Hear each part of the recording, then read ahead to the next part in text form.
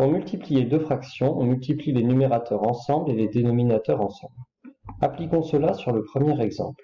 Nous voulons multiplier 2 tiers et 11 cinquièmes.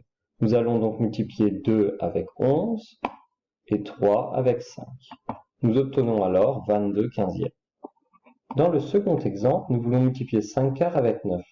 Nous commençons par écrire 9 sous la forme d'une fraction, à savoir 9 sur 1. Puis nous allons utiliser la même règle pour calculer et nous obtenons 45 quarts. Passons maintenant à la division. Pour diviser par une fraction, on doit multiplier par son inverse. Nous allons donc appliquer sur cet exemple cette propriété. Nous allons faire 5 quarts divisé par 4 tiers. Donc la division, nous la transformons en multiplication. Et le 4 tiers, nous prenons l'inverse, à savoir 3 quarts. À présent, nous avons une multiplication. Et nous pouvons utiliser la première règle, à savoir multiplier les numérateurs ensemble et les dénominateurs ensemble. On obtient alors 15 seizièmes.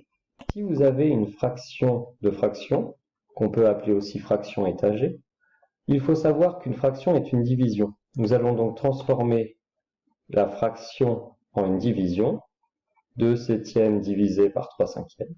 Puis nous allons réappliquer la propriété, à savoir transformer la division en multiplication et transformer le diviseur en prenant son inverse. Et enfin, on calcule. En conclusion, lorsque vous avez une multiplication, vous calculez directement, et lorsque vous avez une division, vous la transformez en multiplication pour pouvoir faire le calcul.